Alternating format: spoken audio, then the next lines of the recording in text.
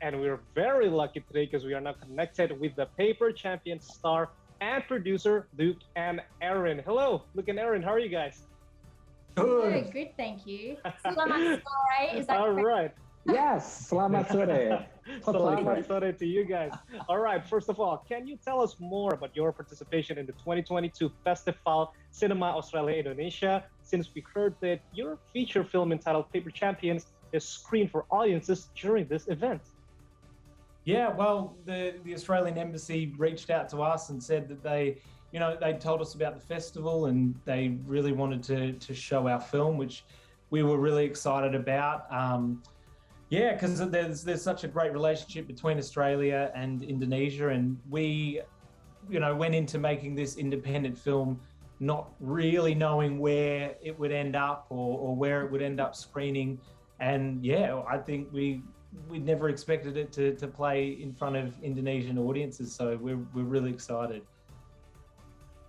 All right, so Luke and Erin, thank you for coming up at the right time. Because for myself and my family at home right now, we have finished to watch many mainstream movie live streaming. So watching your movie will be our bucket list, next bucket list. So maybe you don't have to give all the detail of your movie, but please spill a bit to us. Can you explain the story behind the Paper Champions film project and what genre does this movie fall under?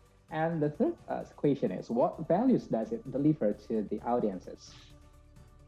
Well, we initially did a short film called Ray 2 years before we launched into Paper Champions. It was kind of like the little pre-part of it, and we decided that we really wanted to go further into the story of Ray, the main character, and so we decided to produce our first ever feature film. We'd never done it before, and we were really passionate about shooting in our local city of Geelong, which is in Australia, an hour outside of Melbourne.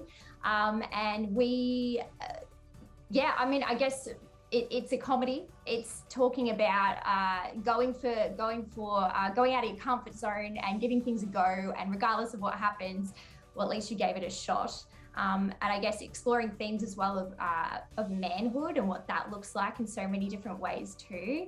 And we got to work again alongside John Tui from New Zealand. So there's quite a large Polynesian cast and Australian cast too, which was really important for us to have a really diverse cast with their own stories to tell as well through their characters. Yeah, and like you said, we just wanted to create a fun, quirky film that would make audiences laugh. I mean, I am looking forward to watching this, and I'm looking forward to laugh with my family because, my husband and I are very, very big on comedies, and that's always a good excuse to watch. But, what inspired you to write this particular story? And as people involved in the film, do you have any preferences in movies yourself?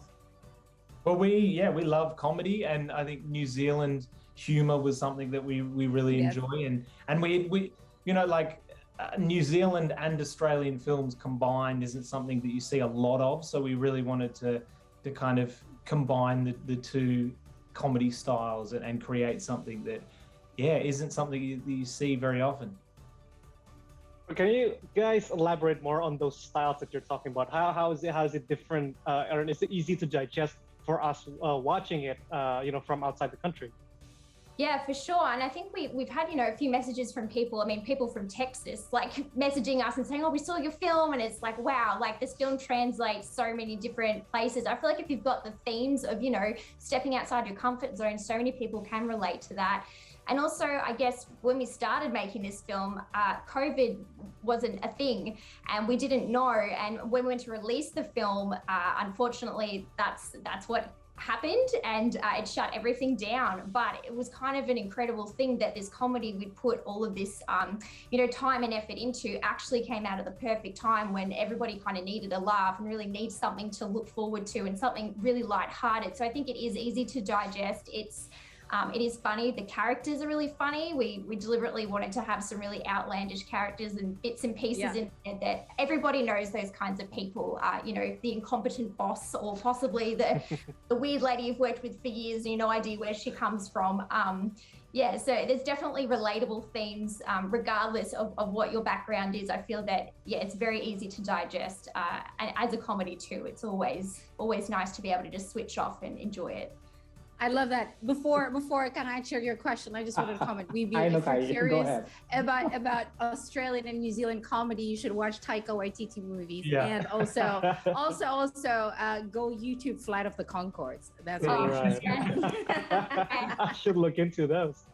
Those were definitely like inspirations for us to, you know, those are the films that we really enjoy, and that Taika Waititi's style of humor is something we really like. All right, so look, and Erin, okay, I have my next question, but I just a bit watched the trailer of your movie, and you know, a movie is quite of a multimodal communication, and when I saw your hairstyle and your haircut in the movie, it just 100% agreed with the quirky comedy. So what do you want to deliver by using that haircut and hairstyle of your character in the movie, Luke? Yeah, well, he comes from a very his lifestyle is that he works in a photocopier store. He lives this very, you know, 9-to-5 structured life, and then the whole story is that he wants to step out of his comfort zone, and he ends up, like, without giving it away, but he ends up in a lot of lycra and doing things that he never thought that he would do, like wrestling and playing football with a large Polynesian family. Like, he does a lot of things that are the complete opposite to what he's used to. So I think the hair really represented, you know, the kind of person that he was, and he was very clean cut, very structured person. With the with the awkward situation at the same time, yeah. So look, you know, I believe your movie here will get a big audience here in Indonesia, since Indonesians love to watch movie, particularly comedy. So what do you think about the collaboration between Australia and Indonesia in the film industry? Yeah, well, until this festival, we didn't know a whole lot about the Indonesian film industry. So we've learned a lot over the last few weeks, and we're really excited to have our film play at this festival, because I think, you know, there's such a great opportunity for Australian film and Indonesian film to work together and learn off one another. Yeah, it is exciting. And like we said earlier, like, I feel like the relationship between Indonesia and Australia as well, like, so many, I mean, me personally, I learned Indonesian at high school and I've been a few times, and I feel that there's a lot of people understand, you know, the culture on both sides, and it's really exciting to see that there is this kind of resurgence of a film industry in Indonesia. And yeah, just reading up about it, and even reading about the other two films that are part of this festival too, and the awards that they've received, like, it's quite clear that the level of excellence that is being approached, like, with these films is really outstanding for up and coming directors and producers as well. So yeah, I mean, we're just little town producers ourselves, so it's exciting to be a part of something. And I really feel like it would strengthen the arts and the industry between Australia and Indonesia. And who knows, maybe we'll venture overseas and have a Paper Champions 2.0 in Indonesia. Yeah. Well, you know, as you mentioned, you've been a couple of times, and now you've seen what the film industry sort of looks like here in Indonesia. You know, I'm just curious, do you, with borders opening really soon, perhaps you get to travel to Indonesia a lot sooner. Are you up for, you know, traveling here to start a project with some Indonesian directors or perhaps network? And what messages would you like to deliver to, you know, up and coming new filmmakers here in Indonesia watching right now? Oh yeah, for sure. Like, we'd love to. I think filmmaking is such a collaborative art form, and even through this is our first feature film. So through this process, we've met a lot of people, and you know, we've been able to talk to people from around the world. So yeah, to be able to come to Indonesia and work with Indonesian directors and producers and writers and would be incredible. And I think, you know, like Erin said, we come from sort of a small town in Victoria, and we wanted to create a film here in our town. And I think no matter where you come from, there's stories that need to be told. And I think there's a lot of writers and directors and filmmakers out there that don't feel they have a voice because they're so far away from Hollywood, or they're so far away from such a massive industry. Yet, you know, I think now more than ever,